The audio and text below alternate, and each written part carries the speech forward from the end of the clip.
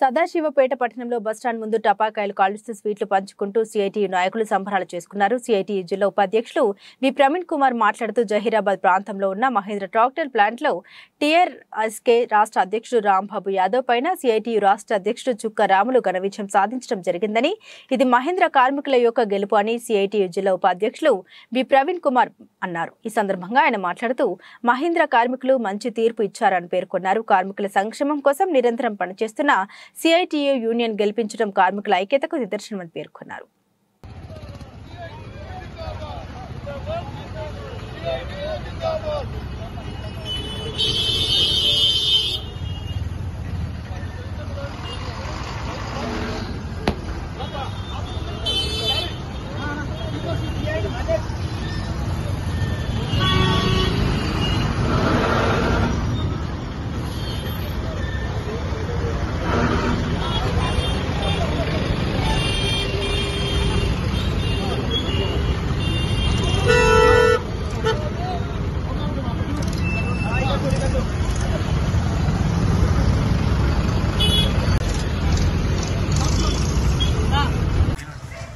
ఈరోజు జైరాబాద్ ప్రాంతంలో ఉన్నటువంటి మహీంద్రా ట్రాక్టర్ ప్లాంట్ లో సిఐటియు ఘన విజయం సాధించడం జరిగింది. సిఐటియు ఘన విజయం సాధించడం వల్ల సదాశివపేట బస్టాండ్ ముందు ఈరోజు టపాకాయలు కాలుస్తూ స్వీట్లు పంచుకుంటూ సిఐటియు కార్యకర్తలు మేము సంబరాలు చేసుకోవడం జరిగింది. ఇప్పటికే ఈరోజు సిఐటియు జిల్లాలో అనేక కంపెనీలలో కార్మికుల సంక్షేమం కోసము, కార్మికుల హక్కుల కోసం పనిచేస్తున్న సంఘం సిఐటియు.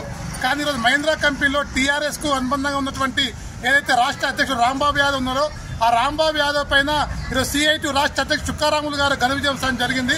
గత అగ్రిమెంట్ లో చేసిన మోసాలు టీఆర్ఎస్ పార్టీకి అనుబంధంగా ఉన్న టీఆర్ఎస్ కి ఈరోజు మోసాలు చేయడం వల్ల కార్మికులు మొత్తం ఈరోజు సిఐటియుకు పట్టం కట్టారు.